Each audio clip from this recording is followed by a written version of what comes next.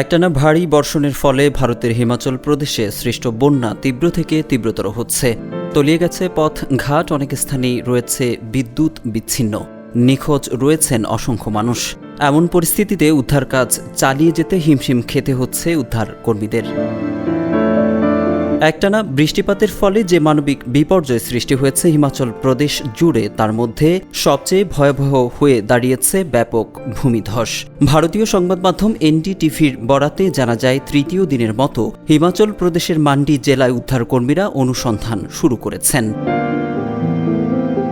এদিকে ভারী বৃষ্টিপাতের ফলে যান চলাচল ব্যাহত হওয়ার খবর পাওয়া গেছে রাজ্যটিতে। তাছাড়া প্রধান সড়ক সহ ছোট বড় রাস্তাগুলোয় জমে গেছে পানি। ভূমিধস, একটানা ভারী বর্ষণ এবং আকস্মিক বন্যার কারণে মানবিক বিপর্যয় বাড়ছে ক্রমাগত। ইতোমধ্যেই মৃত্যু বেড়ে দাঁড়িয়েছে ৩০। মৃতের সংখ্যা আরও বাড়বে বলে ধারণা করা হচ্ছে।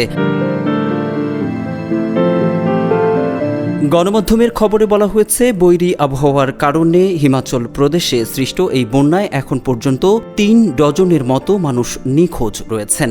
ভারতের আবহাওয়া বিভাগ আগামী শুক্রবার পর্যন্ত কাংড়া, মান্ডি, হামিরপুর, শিমলা, শিবমৌর এবং সোনাল জেলায় মাঝারি ধরনের আকস্মিক বন্যার পূর্বাভাস দিয়েছে। রাজ্য দুর্যোগ ব্যবস্থাপনা কর্তৃপক্ষ ৩ জুলাই জানিয়েছে, গত মঙ্গলবার শুরু হওয়া প্রবল বৃষ্টিপাতে মান্ডি জেলার বিভিন্ন গ্রাম ও শহর ব্যাপকভাবে ক্ষতিগ্রস্ত হয়। জোয়ারের তোড়ে ভেসে গেছে সেতু, বসতবাড়ি, এমনকি দোকানপাট। বলা হয়েছে ১৪টি সেতু, ১৪৮টি বসতবাড়ি, অসংখ্য দোকান এবং যানবাহন নদীতে ভেসে যায়। তাছাড়া রাস্তা বন্ধ হয়ে যাওয়ার ফলে ব্যাপকভাবে ক্ষতিগ্রস্ত হয়েছে যোগাযোগ ব্যবস্থা। খবরে বলা হয়েছে, উদ্ধারকর্মীরা নিরলসভাবে উদ্ধার কাজ চালিয়ে যাচ্ছেন। এখন পর্যন্ত ৩৩০ জনের মতো মানুষকে উদ্ধার করা হয়েছে। শুধু মান্ডি জেলাতেই খোলা হয়েছে অন্তত ৫টি ত্রাণ শিবির, যেখানে আশ্রয় নিচ্ছেন মানুষ। নিখোঁজদের খোঁজে অব্যাহত রয়েছে অভিযান। গতকাল ২ জুলাই বুধবার হিমাচল প্রদেশের মুখ্যমন্ত্রী সুখবিন্দর সুক্খু মান্ডির সায়াথি গ্রাম পরিদর্শন করেন। ক্ষতিগ্রস্ত পরিবারের সদস্যদের সঙ্গে সাক্ষাৎ করেন এবং ত্রাণ ও পুনর্বাসন কাজ পর্যালোচনা করেন।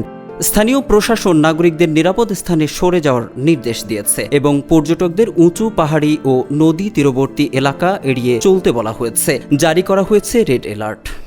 যুক্তরাষ্ট্রের ১ নম্বর জিম চেইন গোল্ড জিম এখন আবারও বাংলাদেশে। বসুন্ধরা আবাসিক এলাকা ও বসুন্ধরা সিটি শপিং মলে